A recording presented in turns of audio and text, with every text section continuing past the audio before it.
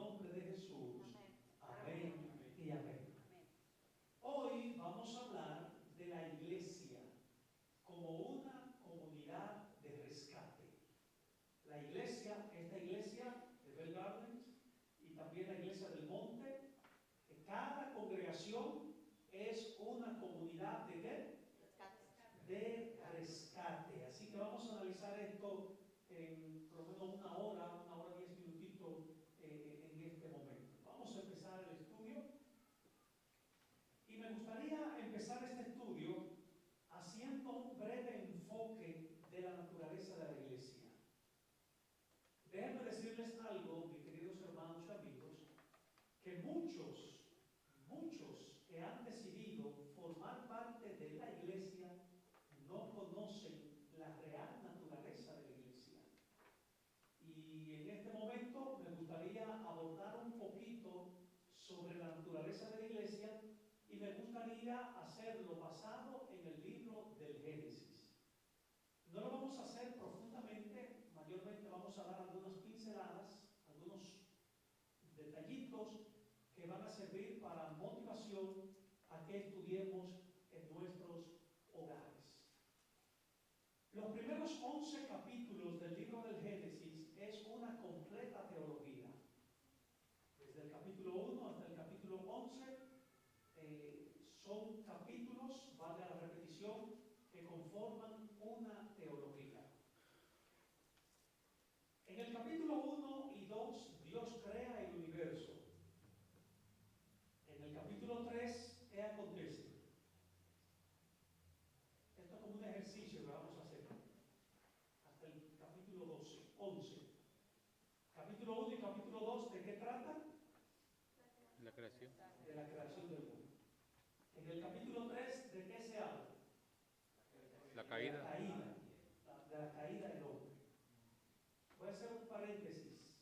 El hombre, como seres humanos, pecamos.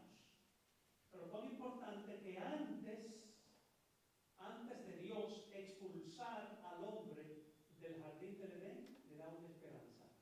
¿Cuál fue la esperanza? ¿Cuál fue la esperanza que Dios le dio al hombre antes de expulsarlo del jardín del Edén? ¿De arrepentirse? Acuérdense que fueron vestidos de ¿qué? De túnicas de pieles de animales. ¿Se acuerdan de esto? No vamos a estudiar eso ahora, pero acuérdense que un animalito fue sacrificado en el jardín del Edén, el cordero. Y cuando fue vestido Adán y cuando fue vestida Eva con esas pieles de ese corderito, entonces fueron ¿qué? Expulsados. De modo que cuando el hombre cae, antes, repito, de ser expulsado, se le da una ¿qué? Una esperanza. ¿Qué se le da al hombre? Una esperanza. ¿Y cuál fue la esperanza? De que alguien iba a ser su garante o su sustituto. Llegamos al capítulo 4, donde se repiten los efectos agresivos de la caída. Tenemos en el capítulo 4 la historia de Caín.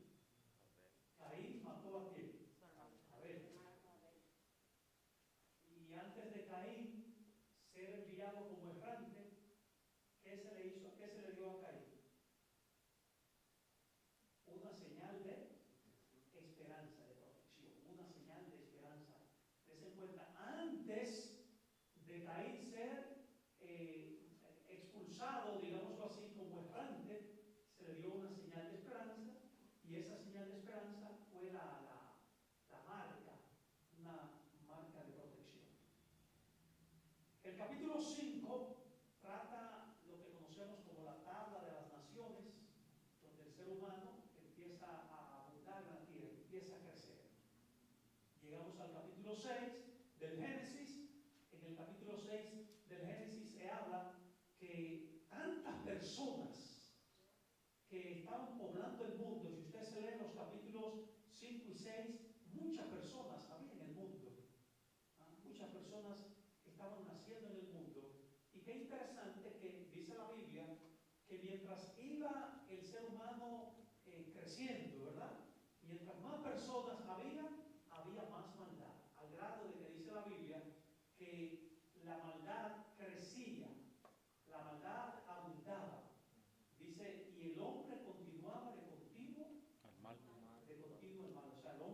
avanzaba de continuo al mal. Como resultado de la maldad del hombre, capítulo 5, capítulo 6, llegamos al capítulo 7, donde Dios da un juicio, envía un juicio a la tierra, el diluvio. Pero después del diluvio, cuando se acabó el diluvio, después de los 40 días de llover, ¿qué pasó? Se le da al hombre una señal de esperanza después del diluvio. ¿Cuál fue la señal de esperanza? El arco iris. Después que se le da esa señal de esperanza al hombre, llegamos al capítulo 11 del libro del Génesis, donde se habla, bueno, capítulo 10 y capítulo 11, donde se habla que el hombre empezó a avanzar.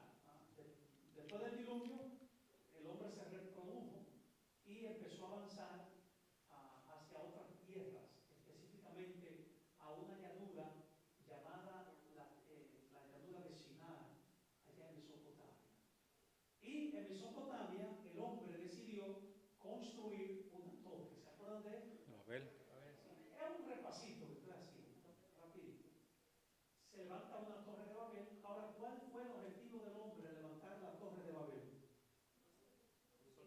Un solo gobierno, un desafío a la voluntad de Dios. Ahora, como Dios conoce el final desde el principio, Dios vio conveniente destruir la torre y esparcir a sus constructores. ¿Pero por qué? Porque Dios sabía que si el hombre hubiese terminado de construir la torre de Babel, hubiesen esparcido o desterrado, mejor dicho, de la tierra, en un porcentaje muy elevado, la justicia y la paz. Así que viendo esto, el Señor entendió que era conveniente destruir la torre. Pero cuando Dios destruye la torre, que esparce a sus constructores, ¿qué señal de esperanza le dio Dios? ¿Se cuenta? A Adán y a Eva, antes de desterrarlo, le dio una ¿qué? Una esperanza. A Caín, antes de desterrarlo, ¿qué le dio? Una esperanza. Nadie te va a matar. A los hombres, después del diluvio, o sea, después que se destruye el mundo con el diluvio, se le da una señal de esperanza a Noé y sus familiares. Y ahora, a los habitantes de Babel, antes de ser desterrado, no se le da ninguna ¿qué? Esperanza. Si usted analiza el capítulo 11 del Génesis, se va a dar cuenta que termina en un suspenso. Los hombres fueron esparcidos, pero a nadie se le da una ¿qué? Una esperanza. Aparentemente, la historia de Babel termina sin esperanza. Ahora, hay un detalle que me gustaría que lo tengamos pendiente en esta tarde, y es el siguiente. La Biblia debe ser estudiada como una unidad orgánica. ¿Qué significa eso? Los capítulos no están divorciados. El capítulo 2 no está divorciado del 1, de ningún libro de la Biblia. El capítulo 3 no está divorciado ni del 2 ni del 1. El capítulo 10 no está divorciado de los primeros 9. Todos los capítulos y versículos de la Biblia forman eslabones, o son eslabones que forman una sola ¿qué? Una sola cadena. Entonces, siguiendo este principio hermenéutico de que la Biblia debe de ser leída, analizada como una unidad orgánica, viendo cada capítulo como eslabones que forman una cadena, siguiendo este principio hermenéutico o de investigación, entonces no debe de sorprendernos de que el mundo haya quedado sin esperanza en el capítulo 11. Si nosotros tomamos el capítulo 12 del Génesis, ¿qué pasa en el capítulo 12 del Génesis? De paso, le estoy mencionando algo que casi no se estudia. Casi no se estudia. ¿Qué pasa en el capítulo 12 del Génesis? Dios decide formar un ¿qué? Un pueblo. Vete de tu tierra y de tu parentela y haré de ti una gran ¿qué? Nación. Una gran nación. Dese cuenta que en el capítulo 11 aparentemente el hombre quedó sin esperanza. En el capítulo 12 se forma aún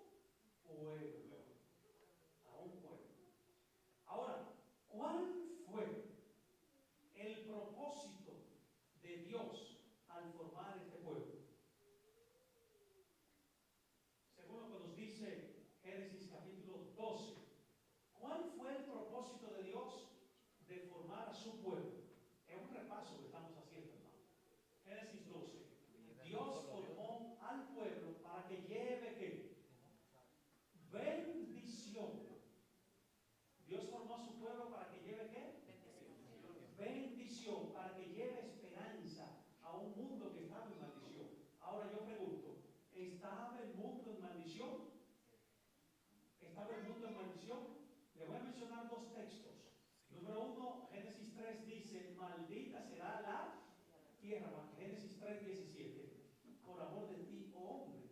Y si vemos el capítulo 11 del Génesis, vemos que el mundo, la Torre de Babel, todos sus habitantes fueron maldecidos, quedaron sin esperanza.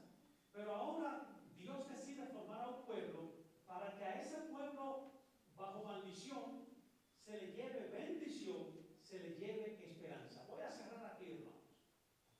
Estos primeros 11 capítulos, y como no involucremos el 12, nos plantean una teología de la iglesia. Estos primeros 11, digamos 12 capítulos del Génesis, nos plantean una teología de qué? No escuché. Los primeros 12 capítulos del Génesis nos plantean una teología de la iglesia. ¿Qué es lo que se nos plantea allí? Que la iglesia fue formada como una comunidad para que lleve bendición, lleve esperanza. Es decir, la esperanza que faltó en el capítulo 11 la van a recibir a través del pueblo que se forma en el capítulo 11. Lo que implica que los habitantes de Babel se propusieron lograr y no lograron en el capítulo 11 de ser un pueblo, ahora pueden lograrlo uniéndose al pueblo que se forma en el capítulo 11. No sé si me puede. Entonces, ¿cuál es la naturaleza o cuál es el objetivo de la existencia de la iglesia? ¿Cuál es el objetivo de la existencia del pueblo de Dios en la tierra? ¿Cuál es el objetivo de la iglesia? Llevar bendición, llevar esperanza a un mundo que esté en maldición. ¿Pudimos cantar esto, hermano? De paso, esto es eclesiología. Esto es muy amplio.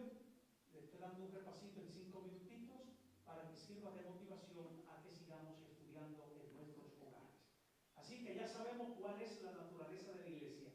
Dios formó a la iglesia para que sea una comunidad de esperanza y de bendición a un mundo en maldición. ¿Estamos claros hasta aquí, hermanos? Muy bien. Ahora, si nosotros analizamos toda la Biblia,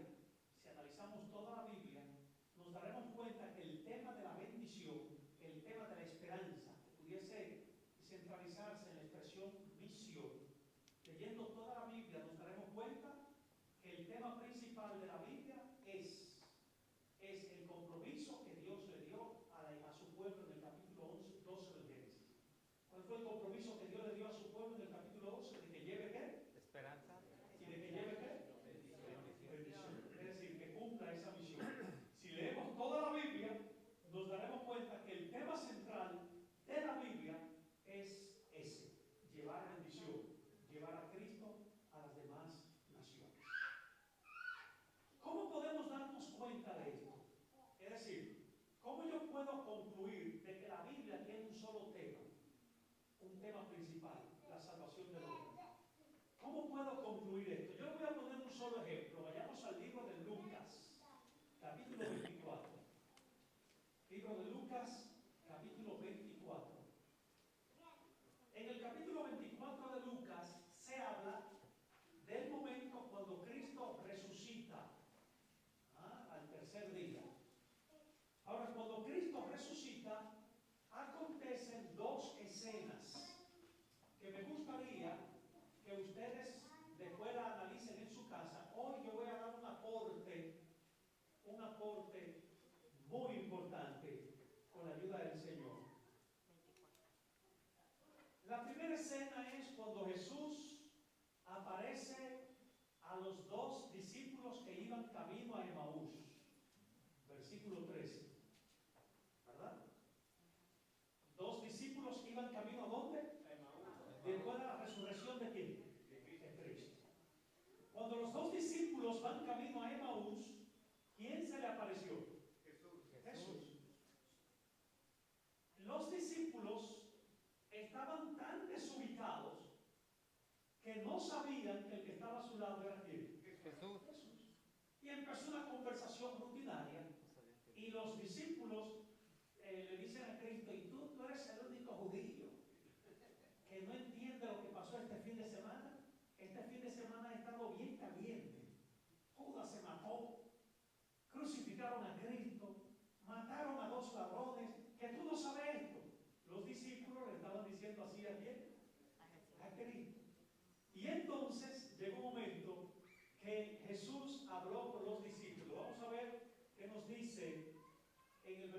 versículo 25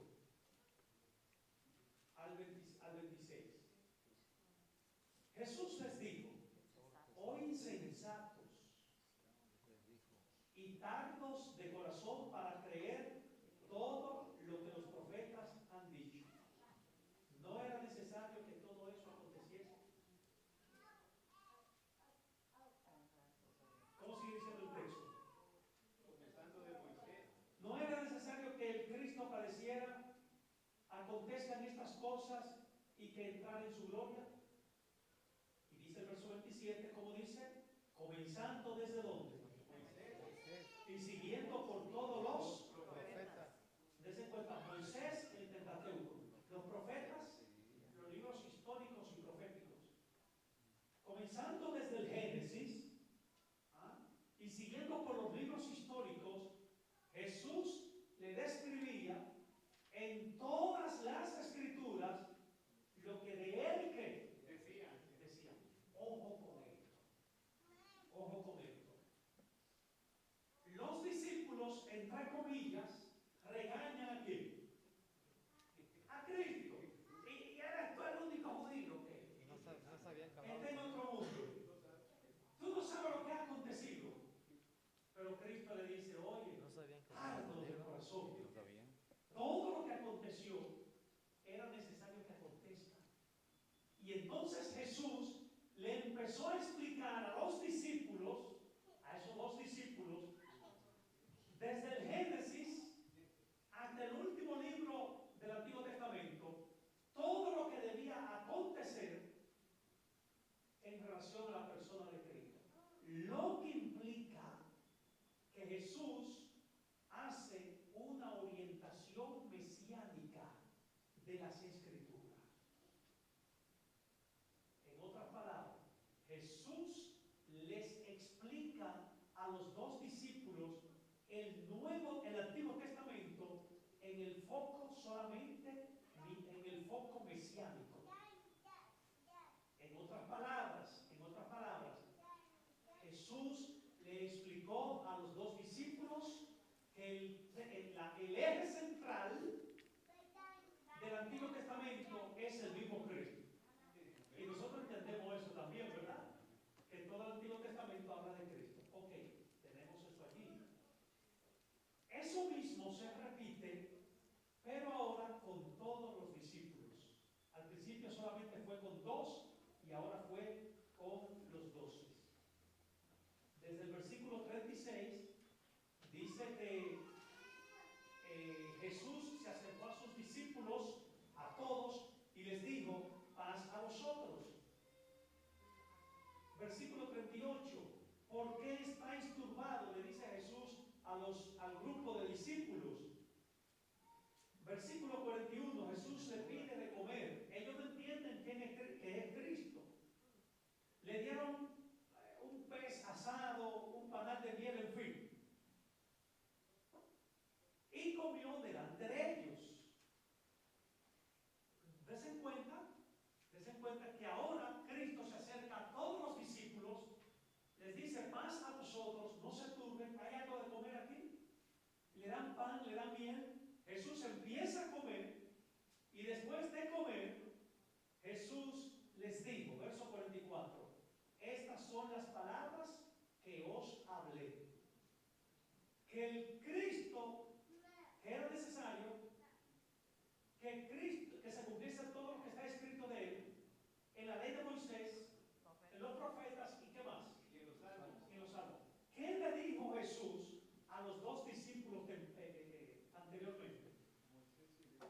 O sea, Cristo le habló a ellos, le hizo una investigación de la Biblia, de toda la Biblia, y le dijo: ok, todo lo que habla de mí debió de cumplirse.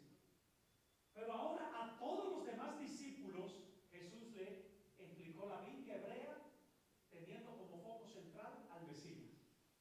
¿Podemos cantar esto, hermano? ¿Podemos cantar esto o más o menos? Bien. Pero ahora, después de Cristo hablarle a todos los discípulos de que el Antiguo Testamento tiene como eje principal al mismo Cristo, Jesús les hace un aporte. a los 12 discípulos, Jesús les hace un aporte que no lo había hecho a los primeros 2 discípulos. ¿Cuál fue el aporte? El aporte se encierra en la expresión así está escrito.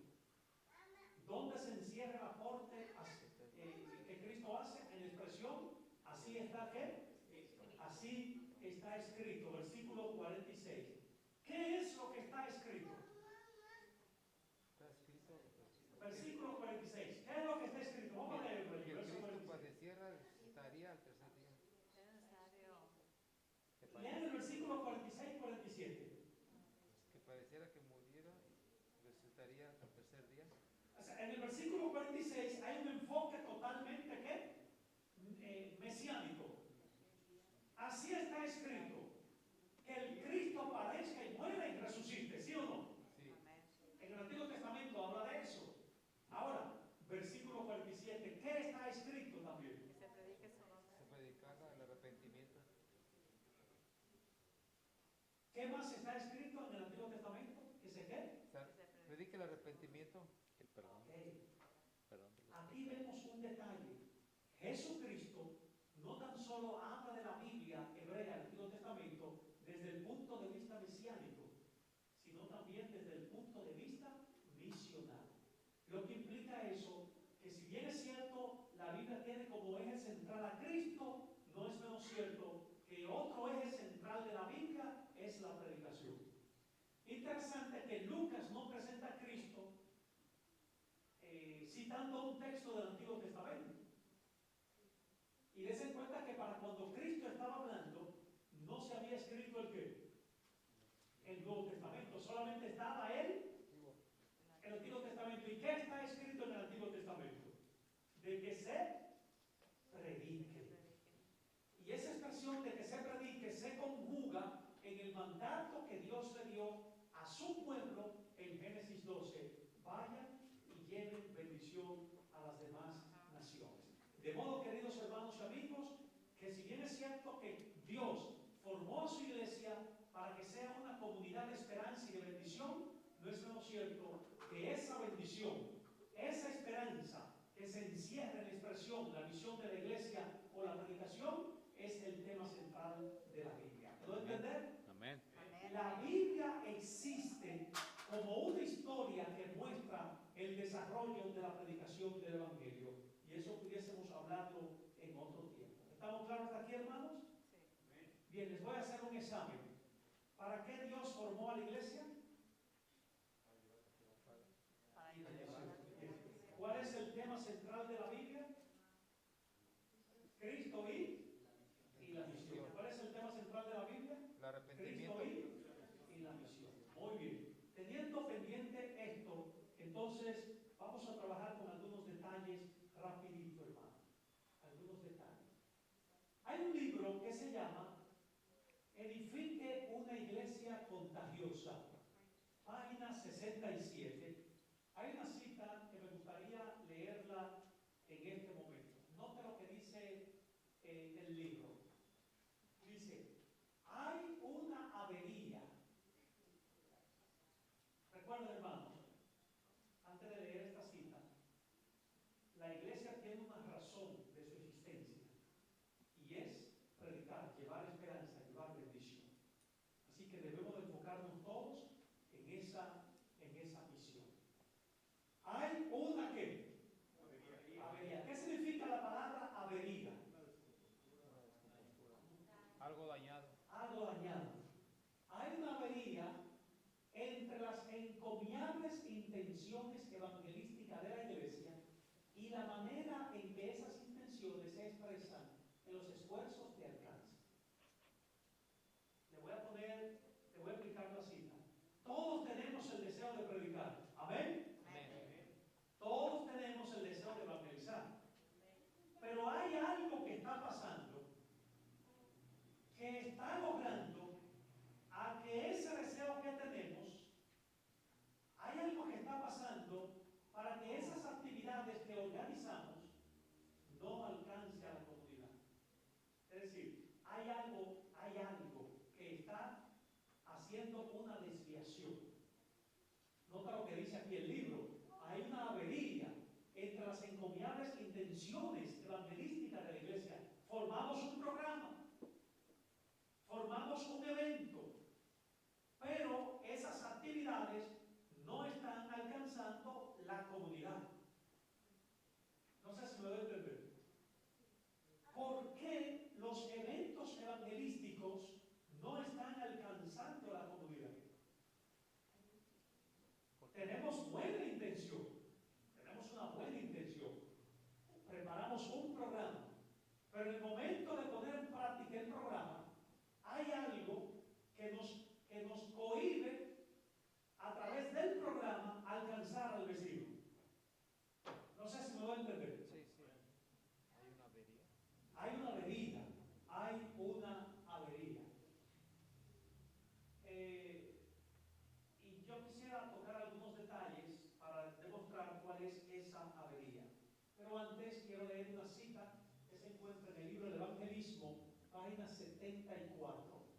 La obra en que estáis ocupados, oigan esta cita, no puede, es un absoluto, ¿verdad?, efectuarse salvo, ¿por qué? Por fuerza. Salvo por fuerzas que sean el resultado de planes bien, Entendido. ¿bien qué? Entendido. Bien entendidos. Aquí hay dos detalles que me dicen a mí cuál es la avería. Hay dos detalles que me dicen a mí cuál es la avería que está obstaculizando a que las actividades evangelísticas no tengan un alcance. Aquí hay dos puntitos que quiero señalar. Número uno, debe de efectuarse un plan, debe de efectuarse un plan que sea bien que entendido. Eso es lo primero que debemos tener en cuenta. Si hay una avería es porque quizás los planes que estamos formando no son bien entendidos. Ahora bien, cuando hablamos de bien entendidos, ¿a qué nos referimos? ¿A que la iglesia desconoce el plan? No. Mayormente, cuando la sierva de Dios habla de planes bien entendidos, se refiere a que lo que yo efectúe como plan evangelístico tiene que adaptarse al medio ambiente donde dicha actividad se va a efectuar. Es decir, todo plan evangelístico debe de adaptarse a la comunidad a la cual yo le voy a predicar. Eso me dice a mí, entonces, que si yo quiero tener éxito en lo que concierne a la evangelización, debo de organizar con mi directiva un programa posterior al haber analizado la idiosincrasia del sector al cual quiero alcanzar para Cristo. ¿Podemos entender esto, hermano? Es decir, si yo voy a predicar, pongamos en Sauber, yo tengo que estudiar cuál es el factor cultural de esa comunidad. Y es lo que se conoce esto como una etnografía. Una etnografía. Debo de estudiar la cultura del lugar. Déjenme decirles que quizás lo que me dé resultado aquí en Bell Garden no sea el mismo resultado. O sea, el plan que yo ponga acá o ejecute aquí quizás no encaje en el monte. O quizás el programa del monte no encaje en este lugar. O quizás el programa de Hollywood no encaje en este lugar. O el programa de la central. Cada plan evangelístico debe de estar adaptado al lugar, a la cultura del lugar al cual yo quiero alcanzar para Cristo. Es decir, si yo quiero que no haya avería, debo de entender bien eso, un plan bien entendido que se conecte con la comunidad. Ahora, ¿eso es fácil? No. ¿Eso es fácil? Eso no es fácil. No es fácil. Mas, sin embargo, dice la sierva de Dios, la obra en que estáis ocupados no puede efectuarse salvo por qué? Por fuerzas. ¿Qué significa la palabra fuerza? Hay que forzarse, ¿verdad? Poder. Hay que esforzarse. Días de reuniones, momentos de oración, fuerzas que sean el resultado de planes bien ¿qué? Bien entendidos. Ok, ya conocemos la idiosincrasia, la cultura de este lugar. Ahora vamos a efectuar un programa que esté acorde con la cultura del lugar al cual quiero alcanzar para Cristo. Y esto es lo que se conoce como la contextualización. De paso, esto no es nuevo, no es nuevo lo que le estoy diciendo. Si usted analiza la Biblia, usted se dará cuenta que los grandes hombres que revolucionaron el mundo se contextualizaron. Le voy a poner el ejemplo de Pablo, por poner un ejemplo, que después de Cristo es la figura más trascendental del Nuevo Testamento. Pablo se hacía judío con los judíos, griego con los griegos, gordito con los gorditos, flaquito con los que están sin ley, como si yo estuviese. Me adapto a todos, pero sin cultualizarme, con el fin de alcanzarlo para Cristo. Entonces, la avería entre las encomiables intenciones evangelísticas, la avería que cohíbe a que esas actividades no impacten a la comunidad es porque muchas veces la efectuamos sin tener en cuenta la cultura del lugar al cual yo quiero alcanzar para Cristo. Ahora, aquí podemos entrar en un tema de cultura, pero no vamos a hacer esto. Yo solamente quiero decirles tres cosas. Número uno, tenemos que saber cuántas personas viven en el área, y eso está hay reportes de esto, al mismo tiempo de saber cuántas personas viven en el área, cuáles son los gustos de las personas, cuáles son los gustos de las personas, cuál es el hobby de las personas, qué hacen. Todo eso debo de tenerlo en cuenta y entonces trabajar en esa dirección. ¿Estamos claros con esto, hermano? Amén. Recuerden que el evangelismo es una ciencia, y si es una ciencia debe de efectuarse con sabiduría. Teniendo esto pendiente, entonces vamos a trabajar con algunos detalles de vital importancia. Yo leía hace un ratito en la cita que deben de efectuarse planes bien entendidos, o sea, debe de organizarse un plan que sea compatible con la comunidad. Ahora, ¿cómo se efectúa esto? Voy a tocar algunos puntos que después me gustaría que ustedes lo sigan analizando en su casa. En el libro de Lucas, capítulo 14, Jesucristo le habla a los discípulos y les dice: ¿quién de vosotros, queriendo edificar una qué? Una torre, no se sienta primero y calcula los gastos a ver si tiene lo que necesita para qué? Acabarla. No sea que después, el pastor, que después empiece el proyecto, diga, bueno, no pude porque me faltó dinero. O que el rey, al marchar a la guerra contra otro rey, no se sienta primero y considera si puede hacer frente con 10,000 a aquel que viene hacia él con 20,000. ¿Qué es lo que está diciendo el Señor Jesús?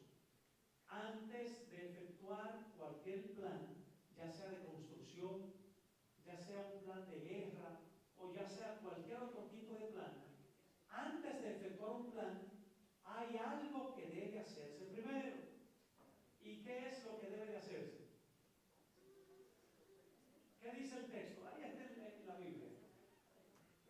Sentarse a considerar, Debe de planificar. no creo que dice, debe de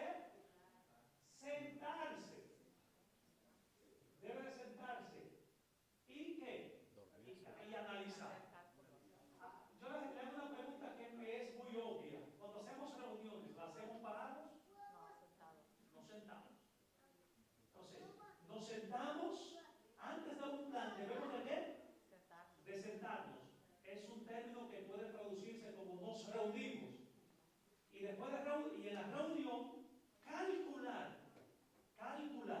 Ahora, ¿qué se va a calcular en relación a lo que estamos hablando en esta tarde? Se va a calcular la naturaleza cultural del lugar al cual quiero atraer para Cristo y luego qué actividades evangelísticas pueden alcanzar a la comunidad. De modo que un plan para alcanzar a la comunidad debe de estar bien organizado, que esté en concordancia con la cultura. Y esto sería bueno que lo tengamos pendiente. Hay una cita que se encuentra en el libro Segunda de Timoteo, segunda carta del apóstol Pablo a Timoteo, capítulo 2, dice: el labrador, para participar de los frutos, debe de trabajar primero. Considera lo que digo y el Señor te dé entendimiento. Es decir, para yo efectuar un plan, debo de sentarme y organizarlo. Después de organizarlo, debo de trabajar ese plan, y después de trabajar ese plan, entonces vendrán los resultados. ¿Vino la cadena? Esto es práctico, hermanos.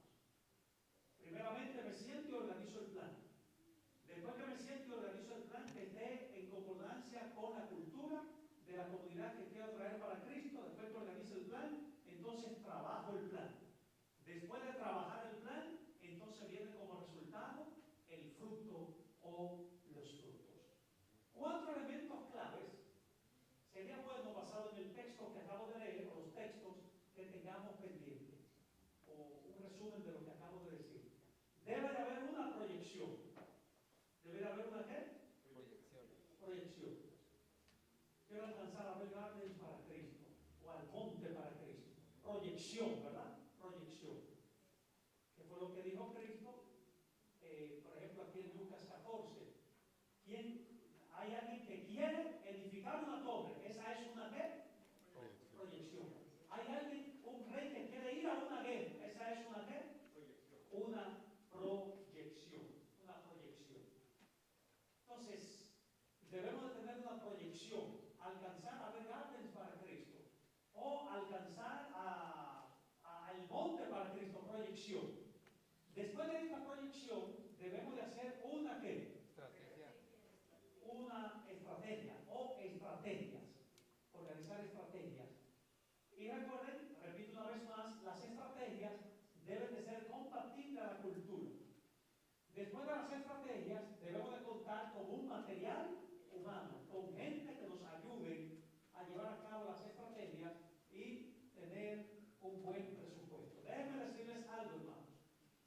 Nosotros somos muy dados muchas veces a poner de nuestro dinero para comprar pizzas, hacer espaguetis en la casa de un hermano o comer tortillas. Eso está bien, pero déjenme decirles algo: el dinero cobra valor cuando se invierte en la ganancia de almas, y eso debemos tenerlo pendiente.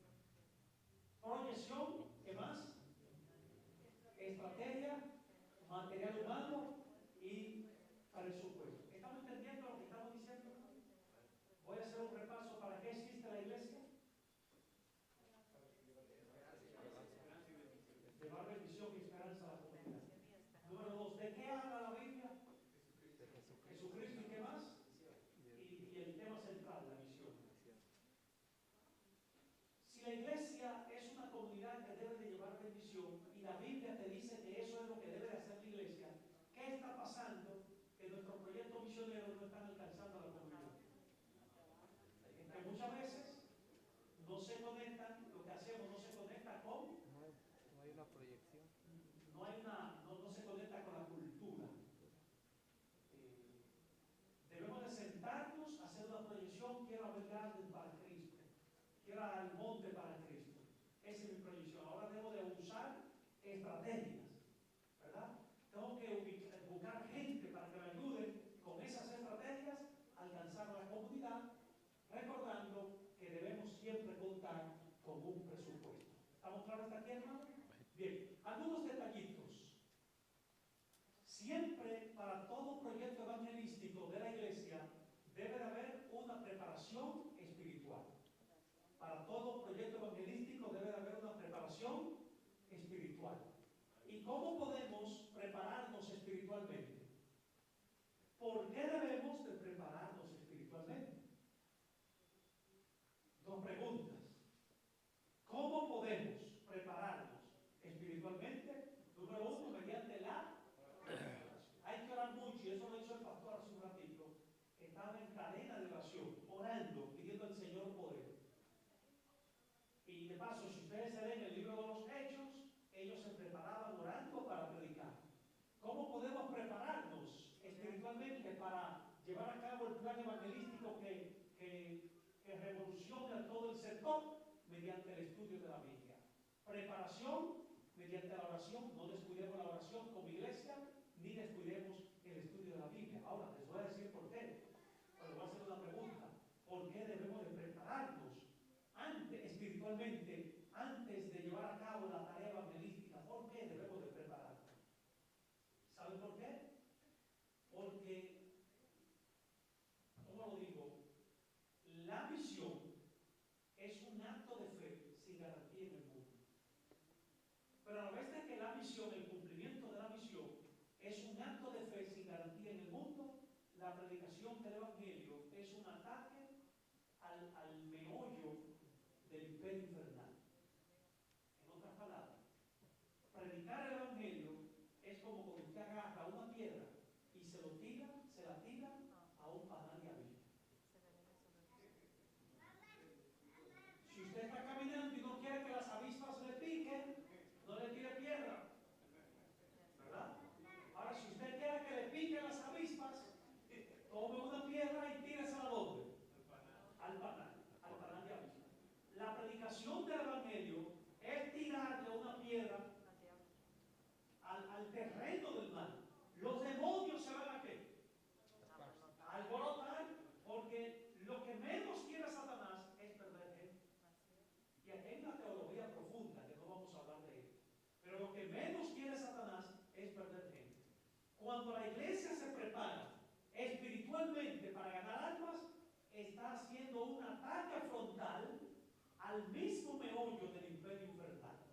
Por eso recuerden, la preparación espiritual es indispensable. ¿Me voy a entender, hermanos? Bien, la preparación espiritual es indispensable. Hablemos de algunas estrategias que pueden ayudar a alcanzar a la comunidad. Algunas estrategias que pueden ayudar a alcanzar la comunidad. Voy a hablarles o les voy a mencionar por lo menos de 4 o 5 estrategias que pueden alcanzar la comunidad. Número 1, debemos de organizar la liturgia de la iglesia de una forma tal que sea atractiva para la comunidad en la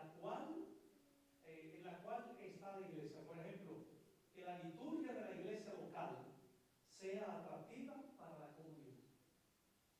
Bien, ¿cómo una liturgia puede ser atractiva o contagiosa?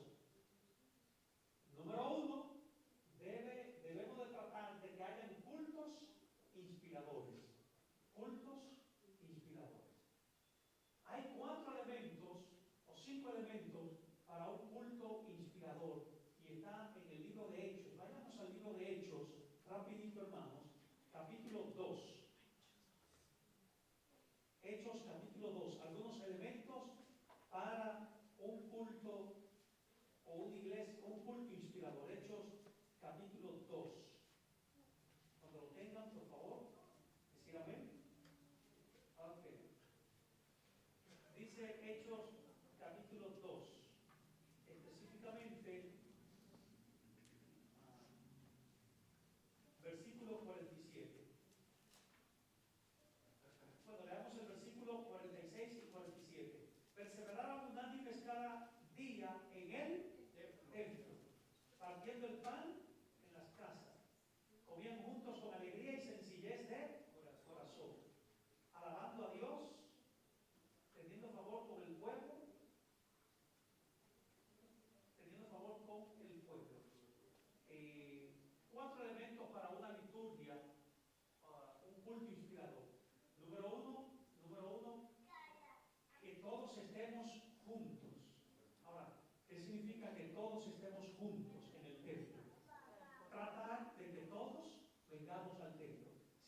iglesia tiene por lo menos 100 miembros, tratar de que vengamos todos.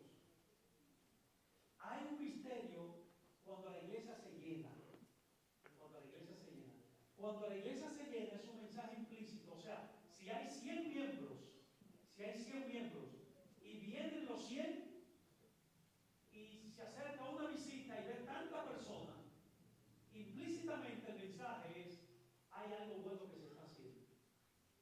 Entonces, ¿qué dice el libro de los Hechos? Todos se juntaban. Entonces, el primer punto para que el culto sea inspirador es de que tratemos de estar, ¿cuántos? Todos, vengamos todos.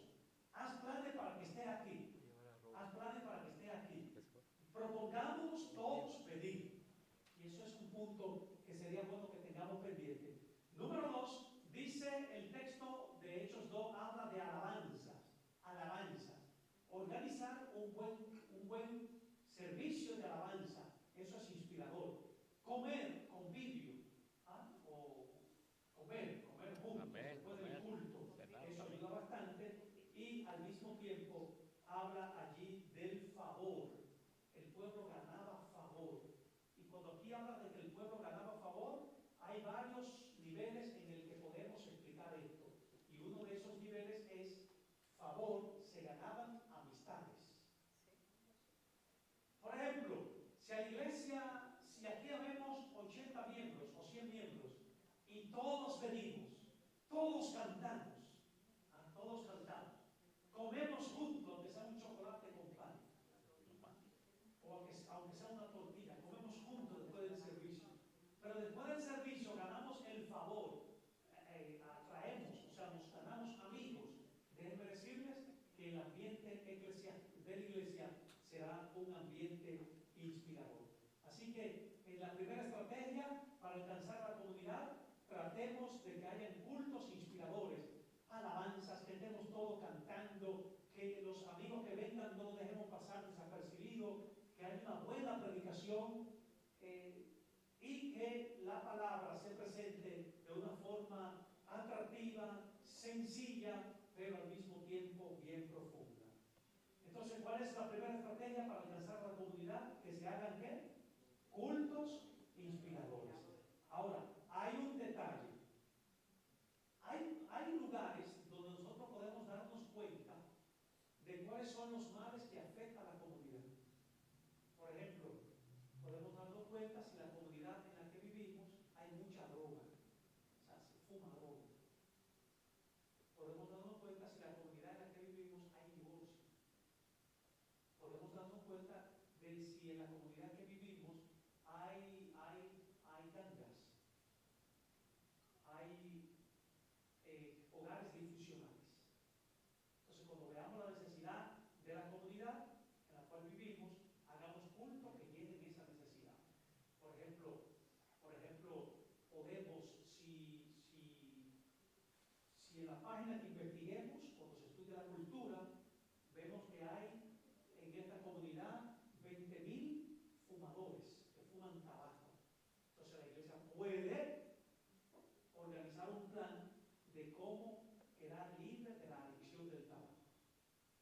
Ahora, con esa actividad estamos impactando a la comunidad, porque le estamos dando algo que la comunidad necesita. Por ejemplo, si en la comunidad hay mucho divorcio, eso se investiga. ¿Sabían eso? Eso se investiga.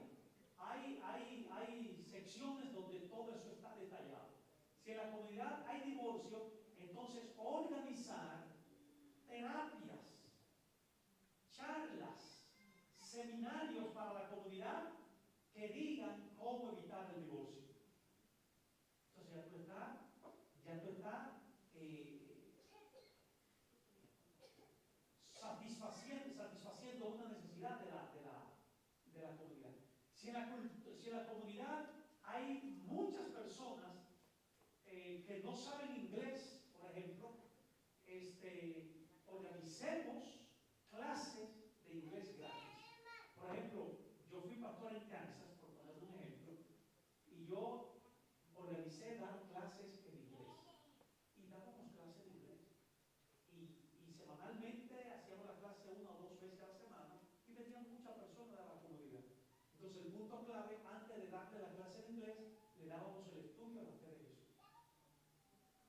Pero se cuenta que se organiza, si aquí hay muchas personas que no saben inglés en la sociedad, en la comunidad a la cual queremos alcanzar, si yo quiero impactar, entonces le brindo un programa de inglés y entonces estaré supliendo alguna necesidad. Todo esto y mucho más hará que la iglesia sea atractiva a la comunidad. ¿Me doy a entender, hermanos? Bien, es un punto muy importante que sería bueno que tengamos pendiente. Por otro lado, ¿cómo podemos impactar a la comunidad? ¿Cómo podemos impactar a la comunidad?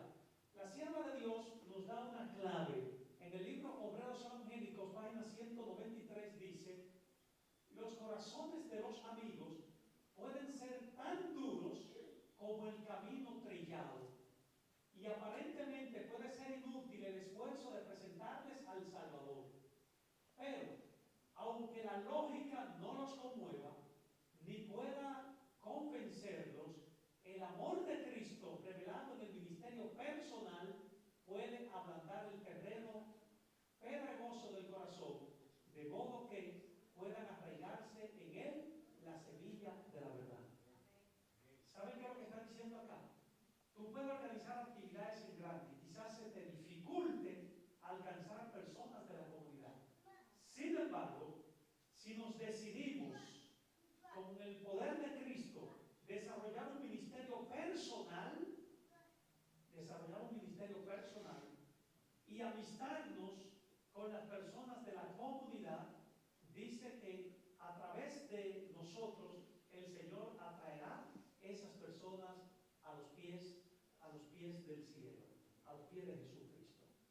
Así que si yo quiero alcanzar a la comunidad, debo como miembro amistarme con los habitantes de la comunidad, amistarme con los habitantes de la comunidad, amistarme con los vecinos, amistarme con mi vecino, los vecinos de la iglesia, con los vecinos que están a mi lado, amistarme. Nota lo que dice la cita.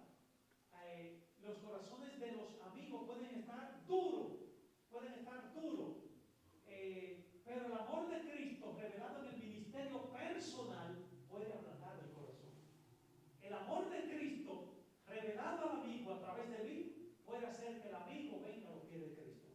La amistad, eso es clave. Cada uno trabajando en común. ¿Y sabían ustedes que en eso hay un misterio, hermano? En eso hay un misterio escondido. Los grandes temas Cristo los dio teniendo en su auditorio a una sola persona. Así que si queremos alcanzar a la comunidad, tratemos de amistarnos con los vecinos de la iglesia, con las personas que viven a nuestro alrededor. ¿Estamos claros hasta aquí, hermanos? Amén. Muy bien. A ratito les voy a hacer un examen ya cuando estemos casi ya terminando. Otra estrategia son las parejas misioneras. Es una estrategia muy antigua, más sin embargo es fructífera. Es un método divino. Dice Lucas capítulo 10, verso 1, que Cristo impactó la ciudad enviando a los discípulos de 2 en 2. El Señor designó a otros 70 a quienes envió de 2 en 2. Enviar de 2 en 2. Ahora yo pregunto, este es un método que debe de efectuarse con sabiduría. ¿Cómo yo puedo acercarme a la comunidad de 2 en 2? ¿Cómo puedo acercarme a la comunidad de 2 en 2? Hay muchas formas para yo acercarme a la comunidad yendo con mi pareja misionera. Y una de las formas que yo puedo usar es llevándole el centinela. Le llevo el centinela, le llevo una revista, le llevo el camino a Cristo. Y esto puede revolucionar también la comunidad. Los hogares abiertos, establecer hogares abiertos en la comunidad, esto es de vital importancia, lo que conocemos como los grupos pequeños. Ahora, los grupos pequeños se establecen en hogares y los anfitriones de ese hogar invitan a los amigos que viven cerca del hogar. Este es un método interesante que puede ayudar. Y y también usando los dones que el Señor nos ha dado. ¿Pudimos captar esto, hermanos? ¿Pudimos captar lo que hemos dicho? Hay una venida que está cohibiendo a que no alcancemos la comunidad. Y esa venida es que muchas veces no conectamos las actividades con la necesidad de la comunidad. Si queremos conectar las actividades que hacemos con la comunidad, estudiemos la cultura y luego tratemos de suplir sus necesidades con las actividades que hagamos. Algunas estrategias bien organizadas que pueden ayudarnos es un buen culto, un buen servicio, ya explicábamos cómo. Otra estrategia, el ministerio personal, yo amistándome con una persona, o el ministerio de 2 en 2, organizando algún grupo pequeño. Son actividades que pueden ayudar a impactar una comunidad. ¿Estamos claros aquí? Amén. ¿Alguna preguntita, hermanos? El food bank.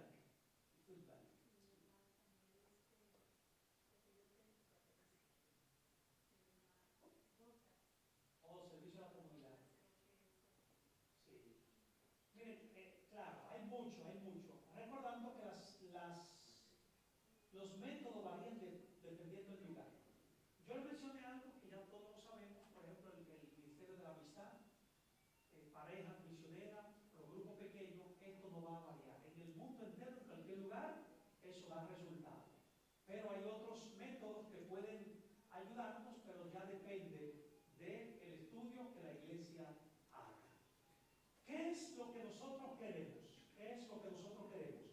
Que toda la iglesia esté concentrada en la misión, que todos estemos como. O sea, lo que queremos es que la iglesia entienda, que entendamos hoy por qué y para qué existimos. Y que entendamos que debemos, reconociendo nuestra naturaleza, concentrarnos en la misión. Y eso sería bueno que lo tengamos pendiente. Ahora yo pregunto, si todos estamos concentrados en la misión, entonces ¿cuál será el resultado? Nota lo que dice el libro de Hechos 2:41. Así que los que recibieron su palabra fueron bautizados y se añadieron aquel día, ¿cuántas personas? 3,000. ¿Pero qué creen ustedes? ¿Se añadieron o se bautizaron 3,000 porque los discípulos estaban con los brazos cruzados? ¿Se añadieron 3,000 a la iglesia o se añadían diarios los que iban a ser salvos porque los discípulos solamente iban a la iglesia, oraban, cantaban y se iban y ya? No, todos estaban concentrados en la misión, todos concentrados en visitando, otros orando, otros en un grupo pequeño, todos estaban concentrados en la misión y como resultado hubieron bautismos en masa. Y eso es algo muy importante que sería bueno que tengamos pendiente. Bien, hermanos, yo voy a terminar acá, ya creo que son las 5, ¿verdad? Sí, ya faltan 5 minutitos. Faltan 9 minutitos, ya voy a terminar.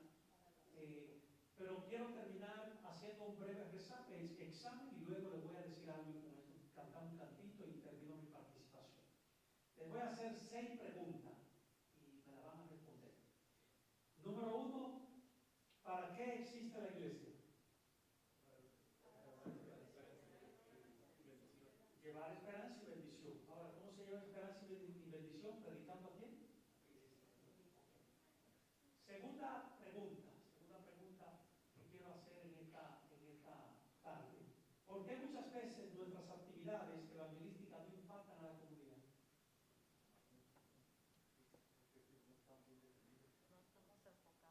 O quizás las actividades no se conectan con las necesidades del pueblo. Eso es claro. Tercera pregunta.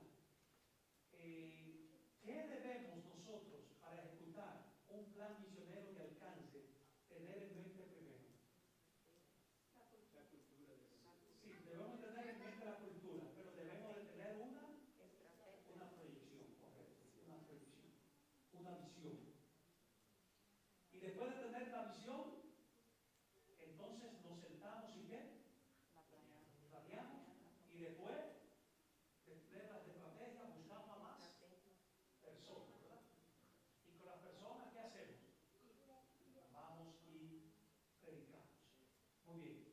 En cada plan que tengamos evangelístico necesitamos tener un fondo, un presupuesto. ¿Verdad? Muy bien, muy bien. Mencionen algunas estrategias que son generales que pueden ayudar a impactar a la comunidad de las que hemos hablado. El evangelismo personal, yo hacerme amigo de una persona. ¿Qué otra estrategia? De la que yo mencioné. ¿Qué otra estrategia? Grupo pequeño puede ayudar a una comunidad que de paso los católicos están usando eso y le está dando mucho resultado. El grupo pequeño es clave. ¿Qué otra estrategia?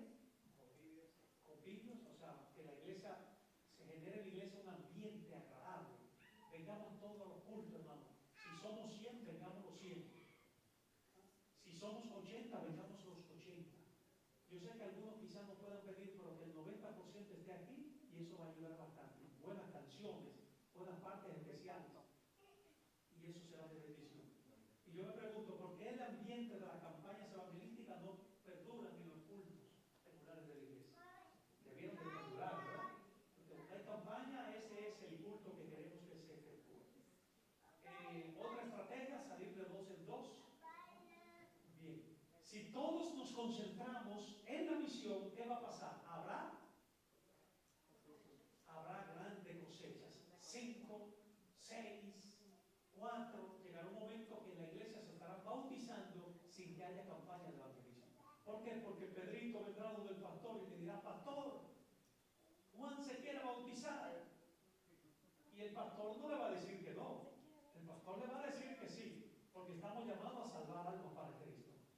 Juanita se va a acercar al director misionero o al pastor: pastor, tengo 2 amigos míos que me los gané como amigo hace 3 meses. Les di un estudio bíblico y ahora están dispuestos a bautizarse.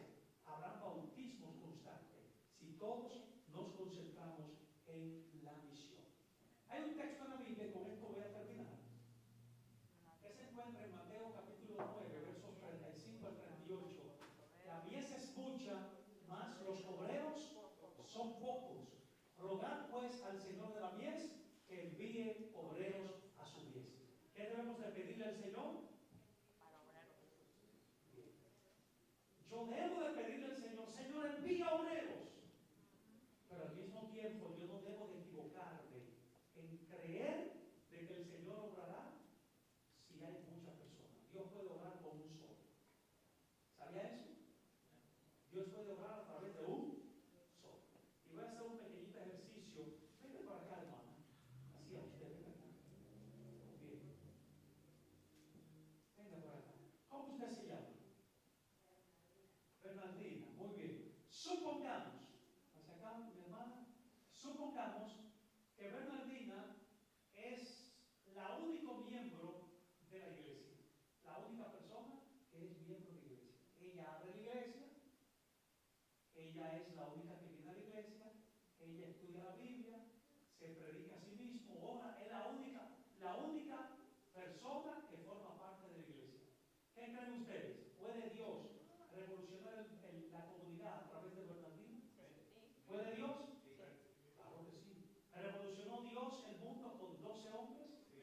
Claro que sí.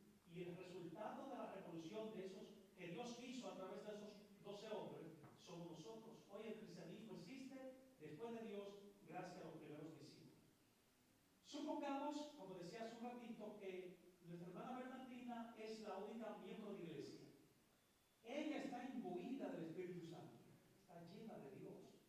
Y ahora ella, entendiendo que como miembro de iglesia existe para llevar bendiciones, entonces al mundo ella decide salir y predicar.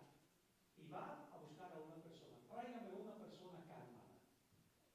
Usted va y traiga uno aquí al frente. Ahí va Bernardina. Miren cómo sale ella. Salió a predicar. El movimiento. El movimiento. Salió a predicar. Se lleva su tiempo en lo que ella va allá y viene acá. Se lleva su tiempo. Pero está trabajando. Miren cómo trae a la hermana. Miren, venga aquí, venga aquí. Venga aquí, hermano. ¿Qué está haciendo Bernardino? ¿Qué está haciendo Bernardino? Llevándola. ¿Está trayendo a cuántas personas?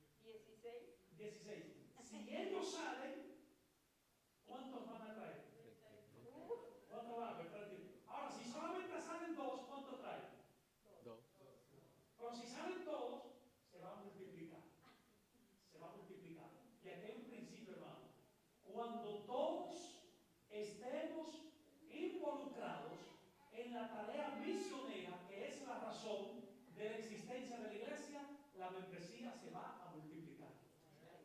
Se va a multiplicar. Aunque duremos un año, pero caiga atrás a una persona. Aunque duremos un año. Si en esta iglesia hay 50 miembros y los 50 nos enfrascamos, si en el monte hay 80 y los 80 nos enfrascamos, se va a multiplicar. En una persona, si nos enfrascamos en la misión, buscando cada cual una persona, al finalizar el año, la membresía se va a multiplicar. Se va a multiplicar. Y quiero terminar, vamos a ponernos en pie todos. Vamos a ponernos en pie todos. Quiero terminar diciéndoles tres cosas en esta hora. Que no se nos olvide. Que no se nos olvide. Número uno, existimos no para hacer campamentos. Como iglesia existimos no para marchar, ¿verdad? Aunque eso es necesario en su propia esfera. Como iglesia existimos no para hacer paseo.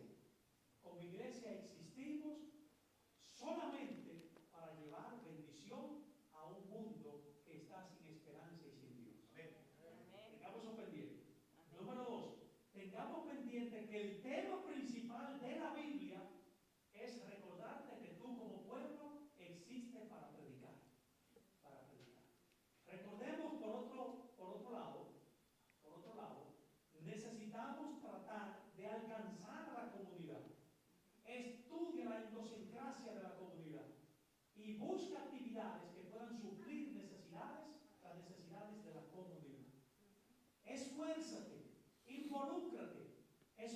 involúcrate, enfoquémonos todos en la misión de la iglesia y ¿saben qué va a pasar? La membresía se va a multiplicar. Si en este año hay 50, en diciembre habrán 100. Si en diciembre hay 100, de este año, en el año que viene, 2026, habrán 200 personas. En el 27, 300, 200 por 2, 400 personas. Eso es así, hermano. Eso es así. Eso debemos de tenerlo pendiente. Y llegará un momento que si todos nos enfocamos en la misión de esa forma, Jesucristo va a venir. Amén. Muchas personas creen que Cristo va a venir cuando el Papa diga algo. El Papa dijo algo, el mundo está activando. Hay un temblor de tierra, el mundo se está acabando. Pero en los tiempos de Oseas hubo un terremoto. Hay incendio, el mundo se está acabando. Eso es verdad. Son señales de que estamos en el tiempo del fin, pero no es lo que determinará la venida de Cristo. La venida de Cristo es determinada por la predicación del Evangelio. Dice la Biblia, y será predicado el Evangelio del Reino a todo el mundo por testimonio, y entonces vendrá el qué? Vendrá el fin. Pedro dice en 2 Pedro capítulo 3, apresurando la venida del día de Dios. Apresurando la venida del día de Dios. Si yo quiero que Cristo venga, lo único que debo hacer es enfocarme en la tarea de la predicación del Evangelio. Enfoquémonos y el Señor nos bendecirá y también bendecirá a otros. Yo quiero cantar un cantito y con esto voy a terminar este corto estudio sobre la naturaleza de la iglesia. Quiero cantar el canto de 2 en 2. Vamos a cantarlo con buen ánimo, hermanos, para que el Señor pueda bendecirnos y motivarnos a salir y predicar la palabra de nuestro Dios. Vamos a cantar con buen ánimo.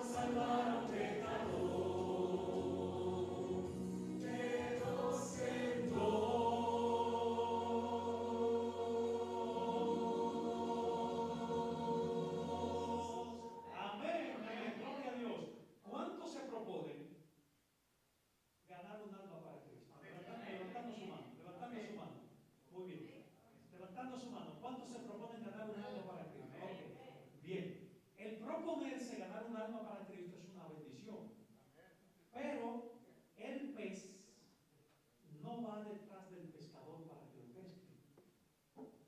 Es decir, una mojarra no va a ir a la orilla del mar y le va a decir al pescador, péscame. Hay que salir y pescar, ¿verdad? La oveja perdida no está buscando al pastor. El pastor debe de buscar a la oveja perdida. Todos nos hemos propuesto ganar un alma para Cristo. Gloria al Señor. Pero eso no se logra en la indolencia. Es decir, no vamos a ganar un alma si solamente decimos. Tenemos que. Una ancianita una vez en una iglesia motivó a toda la congregación a salir y predicar. Y dijo, hoy a las 3 nos vemos acá. Y todos fueron, pero no fue la señora. Ustedes saben que en la iglesia siempre hay 2 o 3 jóvenes que son curiosos. Y dijeron, oye, ¿por qué la señora no vino? Vamos a visitarla. Y cuando fueron a su casa, la encontraron sentada en una mesa. ¿Saben lo que es mecedora? Mecedora cantando, levántate cristiano, levántate y trabaja. Es decir, el detalle aquí, hermanos, debemos de poner de nuestra parte. Número 1, pídele al Señor, Señor, dame una persona. Y salgamos a qué? A buscar a esa persona. Yo estoy más que seguro, aquí habemos como 30 personas, ¿verdad? O 40, como 30 y algo de personas. Si todos nos esforzamos para lograr lo que nos hemos propuesto, en 3 meses la feligresía se va a duplicar. Así que nos hemos propuesto ganar un alma para Cristo. Esforcémonos y en 3 o 4 meses o 6 meses estará el doble. Si aquí hay 30, ¿habrán cuánto? Habrán 60. Gloria al Señor por ello. Vamos a orar en este momento. Oramos. Querido Padre que estás en los cielos, de una forma rápida y muy resumida, hemos visto que la iglesia, tu pueblo, existe con el único propósito de llevar esperanza y bendición a un mundo que se pierde. Cuando leemos la Biblia, vemos que el tema dominante es este: tu iglesia llevando bendición. Oh Señor, como miembro de la iglesia de Vergales, como miembro de la iglesia del Monte, motívanos a llevar bendición a la comunidad. Que los proyectos evangelísticos que organicemos suplan las necesidades de la comunidad, para que no haya avería, oh Dios. Ayúdanos a ganar a la comunidad como amigo. Ayúdanos a hacer que la comunidad se enamore del ambiente de la iglesia. Y ayúdanos, oh Dios, a que como iglesia podamos impactar la comunidad llevando el mensaje de la salvación. En tu mano nos ponemos, mira que nos hemos propuesto cada cual traer un alma a tus pies. Ilumínanos para que esto sea una realidad y que en los próximos días podamos ver el resultado para honra y gloria de tu nombre y para la multiplicación de la feligresía de esta iglesia. Gracias, Señor, porque sabemos que tú estás con nosotros y nos ha de bendecir. En el nombre de Jesús. Amén.